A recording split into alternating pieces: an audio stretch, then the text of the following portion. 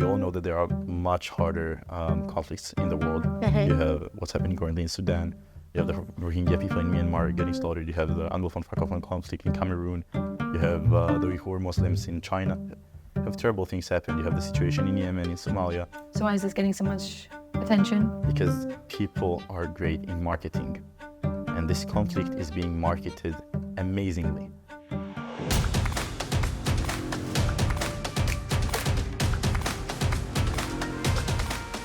This is a Visegrad 24 series about the Israel-Hamas War.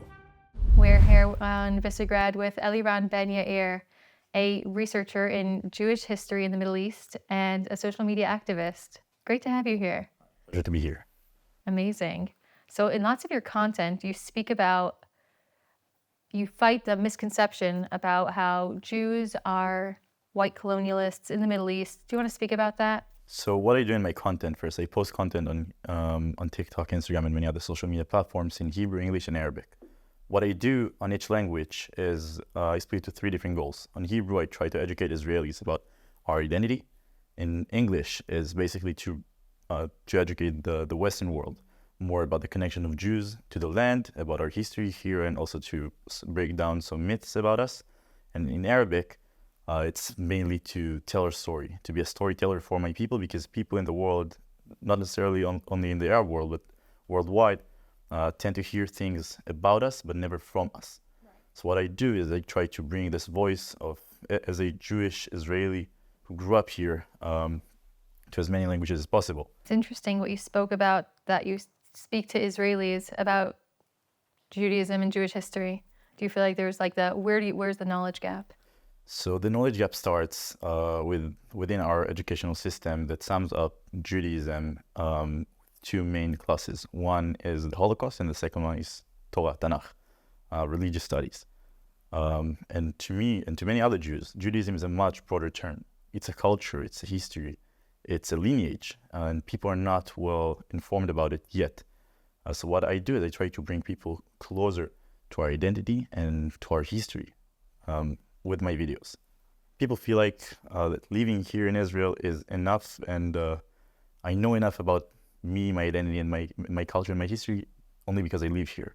But when you actually get into it and you get deep and you ask a tough question. Like what sort of questions? For example, why are you here? For your mother, your father were born in Morocco, Poland, Ethiopia. What brings them, what brought them here to this land specifically? And what they usually say is that they were massacred, this and that. But they never asked the tough question of what made them pray 3 times a day to come back here? What made them feel so connected to this land? What made the Yemeni Jews to create thousands of songs about their way of walking to Zion in the future? What made Ethiopian Jews, Beta Israel, House of Israel, a community, to pray 3 times a day towards Jerusalem? What made Jews all over Europe to come back to this land specifically, and not Uganda or any other land? What made Moroccan Jews to write poetry and stories about the dream of Zion? What made us as a collective to say in each one of our weddings a special poet that was written in the first diaspora that speaks about not forgetting Zion, not forgetting Jerusalem. If I forget you, Zion, Jerusalem. And these are the things that I try to teach Israelis about, to get deep into the things that we do on a daily basis that has a much deeper meaning that people usually think. And what's your answer to all those questions? So what I do is mainly for example, I take something that we do on daily basis, or very often, for example, what I said about if I forget you, Jerusalem, the sentence that every Israeli knows, each one of us can quote it easily. And I break it down for them. I ask them, first of all, what's the origin of this story? What's the origin of this sentence? What they usually say, it's part of the Torah or the Tanakh. And then I get deep into it and I tell them, listen, the first diaspora was the Babylonian diaspora. Almost half of the Jewish population of the land of Israel were taken as slaves to Babylon, which is modern-day Iraq. They were forced by the Babylonians to share their culture with the Babylonians, the poetry that was sang in the streets of Jerusalem, and they refused. And they were used to sing this poem. They wrote this poem and they used to sing it on the rivers of Babylon. The original name of the poet is On the Rivers of Babylon. And they used to sit and cry. And in this poet, what they did is they wrote, on the rivers of Babylon we sat and cried remembering Zion. How can we share our culture on a foreign land? This is what they wrote there. And what we do in our weddings, we quote this amazing poet to remind ourselves that even in our holiest day, our most emotional and important day of our lives, something we experience only once, our wedding, we still put Jerusalem above our heads, me'al rashenu, and remembering our connection to Zion. And then we break the glass, which is a symbol to the way we spread it all over the world, and in diaspora, and our temple was destroyed. And people don't know it. Israelis, Jews don't know it yet, which is something that's very important to me to educate them about it, because everything we do here in terms of Jewish aspects, which are not necessarily always religious, have a deeper meaning that we tend to think. Do you want to talk about your family history? Yeah, so from my mother's side, most of my family never left the land of Israel. They used to live in the north of Israel, which some of them also still do. For example, the brother of my great-grandmother, he's 103 years old. He still lives in Tiberias. And the rest of the family in the past, they used to live in small villages and towns next to Tiberias, the Jews of the Galilee, Jews of the north. And they survived there for as long as you can think of. They were part of a community called Musta'arabim. It's an Arabic term that basically means someone who became an Arab, even though they weren't Arabs, but they spoke Arabic. They lived as a tribe, and it looked very similar to Arabs. So it was easier to them to associate with them, even though they've been through lots of massacres, like the massacre of Tiberias in 1938, where luckily my family survived. So I brought here 2 coins with me from the period of the British Mandate. I'm not sure if the camera can see it, but we can film it later maybe. 2 coins, British coins, one of them is from 1942, the second one is from 1935. Both of them say in Hebrew, English, and Arabic, Palestine, Palestina in Hebrew. But the only unique thing here is that next to the Hebrew word Palestina, Palestine in English, it also has 2 special letters, Aleph and Yud, which stands for Land of Israel, Eretz Israel. Right. And that's because the bank that has created these coins was a Jewish Zionist bank, as well as almost every other institution in the land of Israel during the British Mandate. For example, the soccer team of Palestine, the Palestine Airways, Palestinian Orchestra, Palestine Post, and many others. Simply because pre-1948, the people who referred themselves as Palestinians were the Jews. So in Hebrew, we have 2 terminologies for it. We have Palestini, which is same as Arabic. It means the Arabs who are today holding the Palestinian national identity. And in English, we have, and this other term is Palestinai, which is the Jews pre-1948. So it's a cultural thing that in the West, it's much harder for people to understand. But before 1948, and generally 100 years ago, 80 years ago, most Arabs in the Middle East had no national identity, because nationalism is a new concept within the Middle East. The borders of the Middle East were created by French and Britain. You can look at the map and see how straight the lines are between the countries, simply because of Sykes-Picot Agreement in 1916. So it's a very modern concept. Jordan, that was created about 3 years before Israel, and today holds most of the population as Palestinians. So the Arabs here within the Israeli borders had no national identity. They used to refer themselves as their tribes. For example, El Masri, which is one of the largest tribes in Gaza, for example. El Masri literally translates to the Egyptian. It's a Muslim family who immigrated from Egypt, came to this area. They used to work here.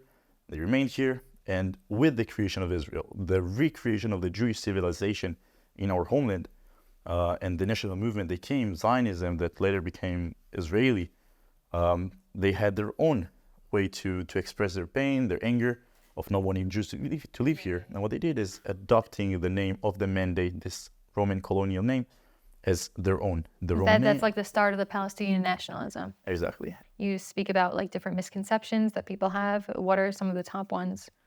So the main misconception I think they have is that Jews are white European colonizers, which is very easy for me to debunk, especially when they first see me and they understand it's a myth.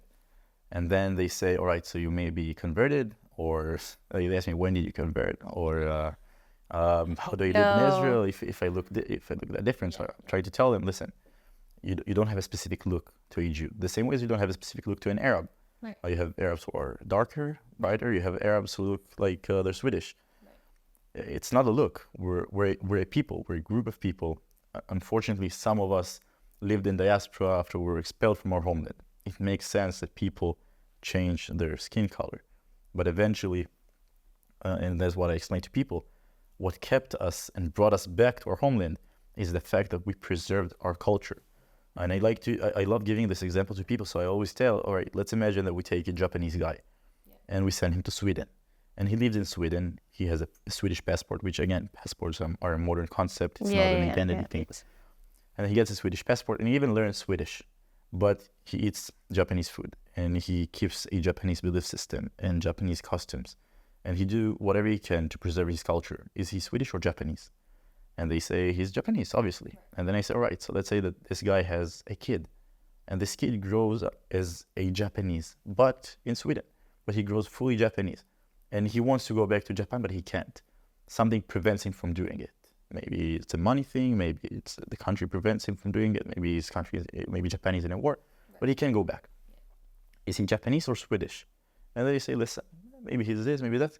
And then I tell them, listen, but he identifies as Japanese also. So they say he's Japanese. All right, so let's go another generation and another generation. So where this thing changes, they say it doesn't. If they do it, doesn't. And that's the point where I tell them, listen, that's the story of the Jewish people. We lived along lots of societies worldwide, with the Amazighs, with the Kurds, with the Arabs, with many Europeans. And we lived as part of their society, but not as part of their peoples. And also, unfortunately, many times they insisted on reminding us this, that even though we lived in Europe, we were not white. That's why we were killed there. Even though we lived alongside the Arabs, we were not Arab, and that's why they killed us. Even though we lived in Africa, we were not identified as black by them, and that's why they killed us. And the only place that we could ever live in peacefully, or at least under our sovereignty with our protection, is our homeland that we were expelled from, and therefore Jews came back to their homeland. And if we can connect it to Zionism even. So Zionism is a term. It's a term that based on the Zionist movement that was created in Europe. To me, I'm a Zionist, I'm proud of this term. But people don't understand that Zionism, beyond it being a concept that was created in Europe, it's a concept that exists in Judaism since forever. Like the word Zion is. Exactly. Zionism, the return to Zion. It's a concept that exists in Judaism. We say it 3 times a day, and we say it in our weddings, in our holidays, in Shabbat. Every time when we put on tefillin, every time we mention our homeland, our return to Zion. The Zionist movement and this term Zionism are only known today because that's the only movement who actually managed to do it.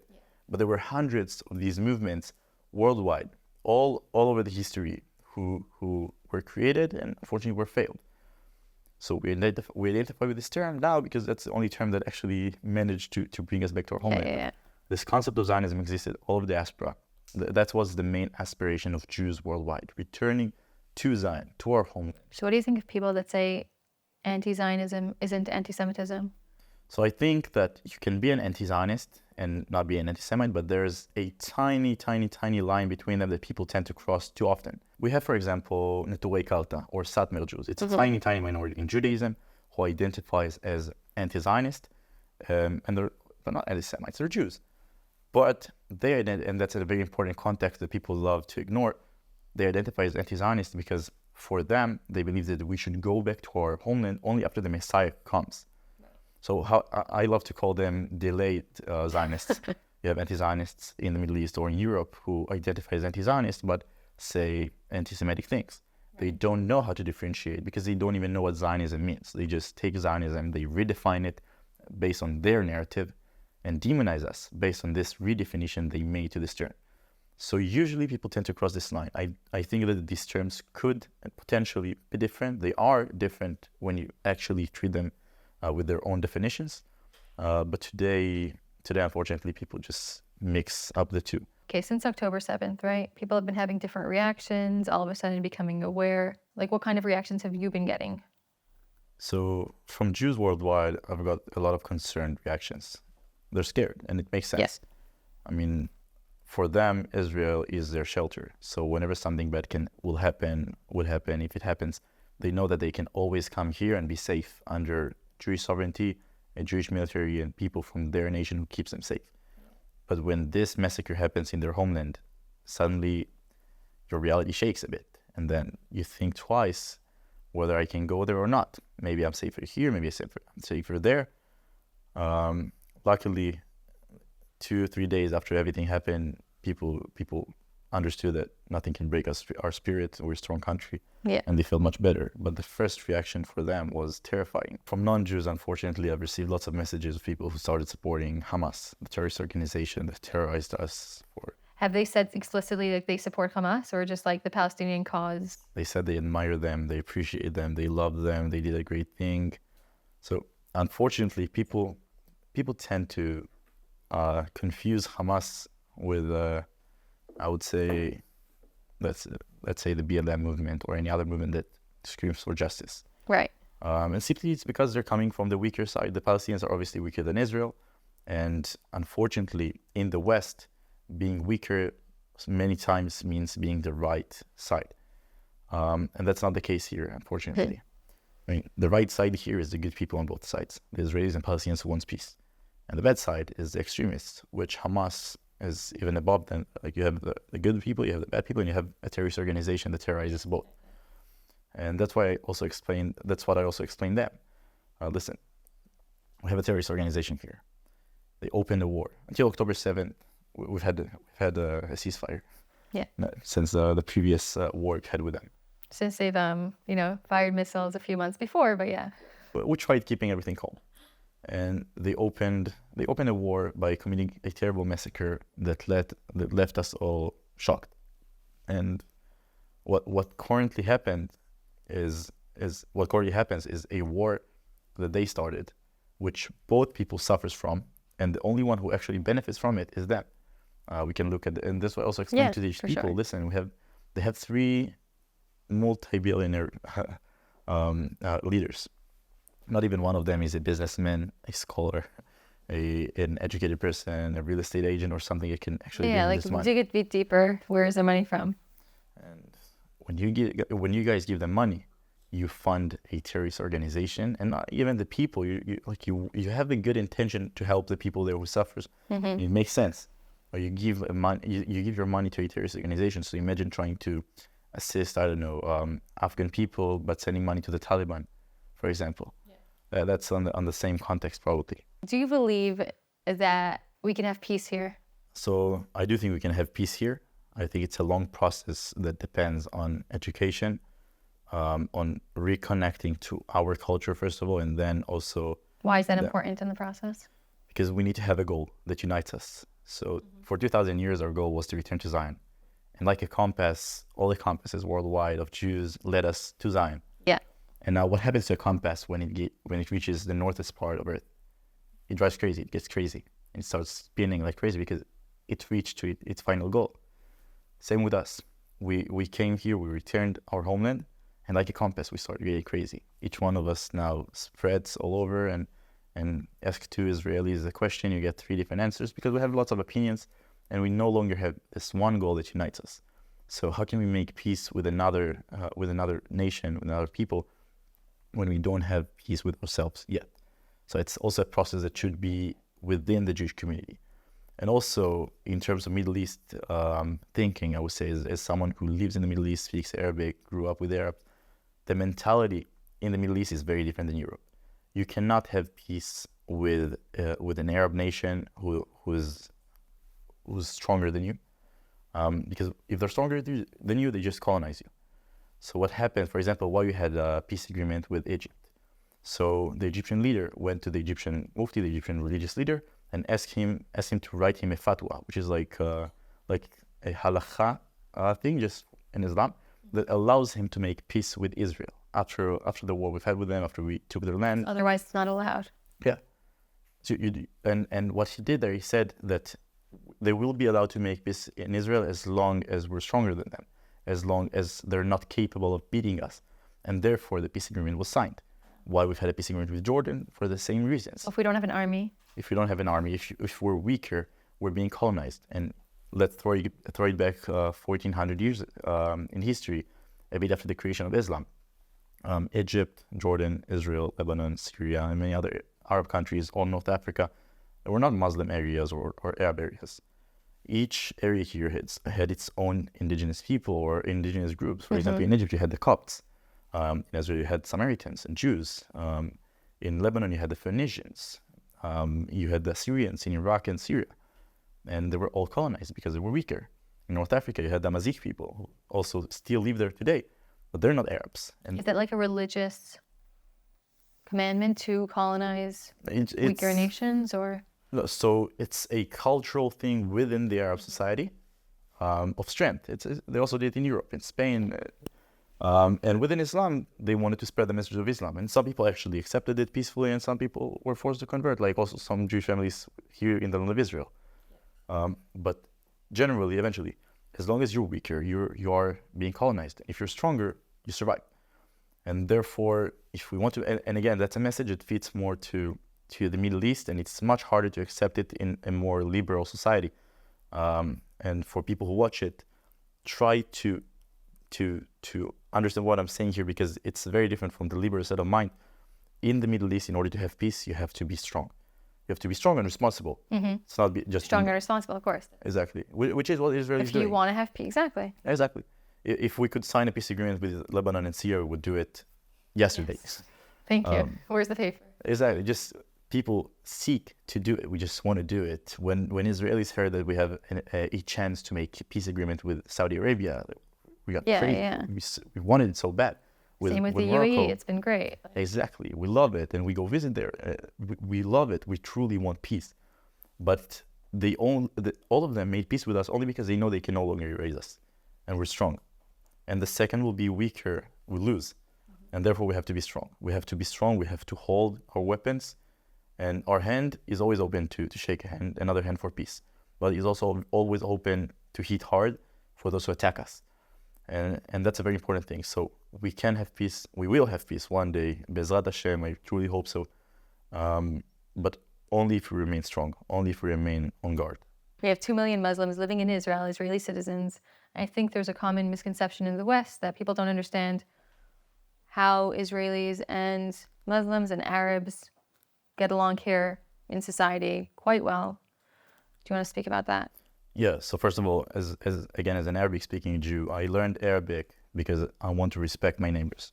I want to be able to understand them, to talk to them. And my Arabic studies actually started in school. It's mandatory for, I think, from 6th grade to 9th grade for us to study Arabic, and then you can have it also as a major in high school. It's a very important thing here. Every sign, busts, governmental papers, and so on, have a Hebrew version, an Arabic version, and an English version. Sometimes Russian. Sometimes Russian also. It's a very open country. About 20%, even more today, of our country are Arabs, Muslims. We also have over 150,000 Druze, which is another ethnic religious minority here that we truly love. And generally, we live in peace. Most people here don't really care about politics. Like on daily basis, we can think different than others. We can disagree about things. We don't really see it on a daily basis. I can take my father, for example. My father, he speaks Arabic also. He's a chef, and he works with 14 Arab Muslims in the place he works in. They speak Arabic together. They speak Hebrew together. They joke about things. Sometimes they agree about politics. Sometimes they disagree about politics. Bottom line, they live together. Now, as also for Arabs, as I see it, as a Jew who lives here, sometimes even have more rights than us. For example, you don't have to serve the army or do national service. It's not necessarily being in the army. I understand that it can be something complicated to people, even though there are many Arabs who do serve the army voluntarily. They can do national service. They can work with kids. They can work in hospitals as a service. And they don't do it. So they start their lives earlier. They can go to university when they finish high school. And for us Israelis, we need to be in the army for at least 3 years minimum. And also in universities, you have an affirmative action where they get their own saved spots in universities because they're a minority. So they're getting treated well. The youngest doctors in Israel are Arabs, Muslims, because they can start it earlier than the Jewish students. You have scholarships that they get, and we as Jews do not get. So to me, as I see it, life is much better when you live in a democratic state that gives you lots of rights, even sometimes more than the majority groups of citizens, compared to the area we live in also, which surrounds by dictatorships that doesn't really care about who you are, what you do, your professions. If you're not connected to the government, you're done. And also, especially when you're a religious minority, for example, to Arab Christians or to the Druze people and to any other religious minorities, especially for us Jews. In the West Bank and in Gaza, right, there's they've run polls and they saw that there's around 70-80% that do support Hamas. Where do you think that support comes from? So I think it comes from the suffering of people. I see people that suffers. And unfortunately, because of Hamas, because of the West, because of many other foreign, I would say, sometimes governments, sometimes organizations that get in between us, they make the Palestinians think that their only problem in the world is Israel, and the only one who can solve it to them is Hamas, which is a violent terrorist organization. And therefore, we see so much support. Most Palestinians that you'll meet on a daily basis, if you can actually talk to them in their language, the main things they want in life is to bring food to the table, to help their kids get married, to build them a nice house, and to live. And what they're being taught when they grow up in their school, in the textbooks, within their societies, in mosques, not everywhere, but many, many times, is that the source to their suffering, to their problems, is us. And for them, the answer to it is Hamas, which is the only one who actually attacks us visibly, I would say. Right. And I think that this thing will change with two main steps. So the first one is Israelis learning Arabic. I think that most Israelis... Using that language barrier, is that impactful? Exactly. It's very impactful. I think that when you speak someone's language, you can actually touch his heart. So our world of content as Jews is not being translated to the Arab world, not only to Palestinians, to Arabs worldwide, because most of the Jews do not speak Arabic.